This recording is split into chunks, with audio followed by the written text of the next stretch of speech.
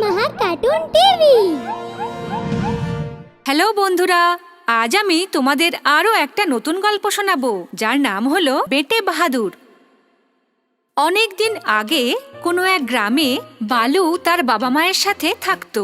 বালু খুবই বেটে ছিল, আর যেহেতু তার ঘর জঙ্গলের খুবই কাছে ছিল, তাই তার বাবা মা তাকে কখনো একলা ছাড়তো না।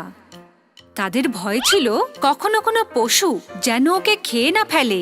কিন্তু বেটে হওয়া সত্ত্বেও বালু খুবই চালাক আর বাহাদুরও ছিল।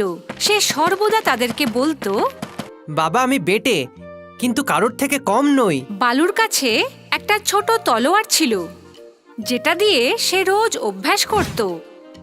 আমার তলোয়ার থাকতে কেউ আমার কিচ্ছু করতে পারবে না।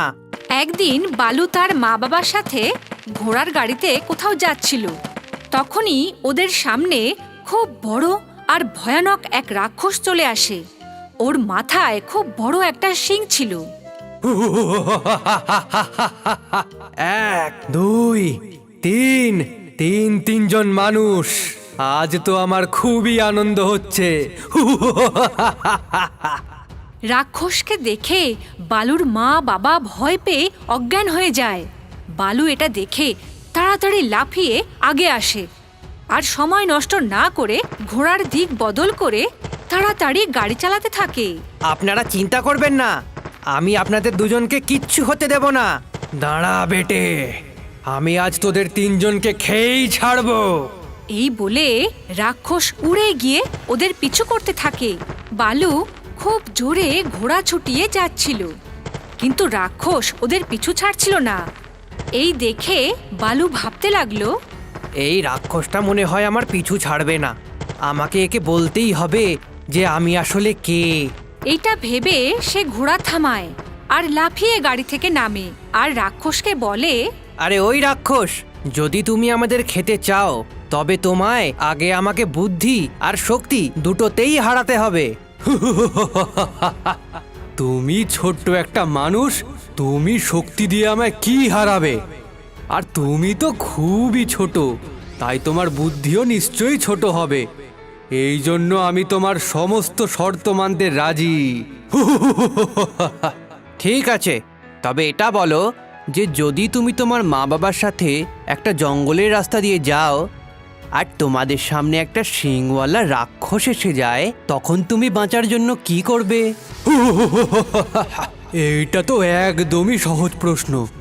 আমি ওই রাক্ষসের শিংটা ভেঙে দেব, কেননা শিংওয়ালা রাক্ষসের শক্তি ওর শিঙেতেই থাকে। আর শোনো, রাক্ষসের দাঁত দেখতে মজবুত লাগে ঠিকই, কিন্তু সেটা আসলে খুবই দুর্বল গোছের হয়। আচ্ছা, হ্যাঁ, আর এবার আমি তোমার প্রশ্নের উত্তর দিয়ে দিয়েছি, এই জন্য আমি জিতে গেছি। চলো এবার শক্তির পরীক্ষা করা যাক। ওই দাঁড়াও বাচাল রাক্ষস, তুমি জিতে গিয়েও হেরে গেছো, আর আমি হেরে গিয়েও জিতে গেছি। মানেটা কি? বলছি যে হেরেও জিতে যায় তাকেই বালু বলে। এই বলে বালু তাড়াতাড়ি তার গাড়িতে ওঠে, আর সেখান থেকে ঝাঁপিয়ে সে তার তলোয়ার দিয়ে এক ঝটকায় রাক্ষসের শিং কেটে দেয়। তুমি আমায় বোকা বানিয়ে দিলে। এই বলে রাক্ষস ধোঁয়া হয়ে উড়ে যায়। তখন বালুর মা বাবারও জ্ঞান ফিরে আসে। পুত্র বালু, তুমি ঠিক আছো তো? ওই রাক্ষস তোমার কোনো ক্ষতি করেনি তো? না বাবা, ওই রাক্ষস তো ধোয়া হয়ে গেছে।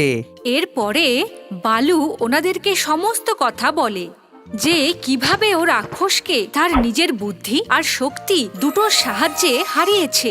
এই কথা শুনে বালুর মা বাবা খুবই খুশি হয়। বালু, তুমি ঠিকই বলেছ। তুমি বেটে নিশ্চয়ই, কিন্তু কারোর থেকে কম নয়। এখন থেকে তুমি আমাদের বেটে বাহাদুর। বালুর বাবার এই নাম খুবই ভালো লাগলো। উনি বালুকে বললেন, বালু, তোমার বাহাদুরি দেখে আজ থেকে তোমার নাম বেটে বাহাদুর রাখলাম। এইভাবে বালু ওই রাক্ষসকেও হারালো, আর ও ওর নতুন নাম বেটে বাহাদুরও পেয়ে গেল। তাহলে বন্ধুরা, এই গল্প থেকে আমরা এই শিক্ষা পাই যে ছোট বা বড় হওয়াতে কিচ্ছু এসে যায় না। আসলে সাহসী আমাদেরকে ছোট বা বড় হতে সাহায্য করে। যদি আমাদের ভিডিওটি আপনার ভালো লেগে থাকে তাহলে এটিকে লাইক করুন, চ্যানেল সাবস্ক্রাইব করুন এবং আমাদের কার্টুন শোজ সবার প্রথমে দেখার জন্য বেল আইকন প্রেস করতে ভুলবেন না।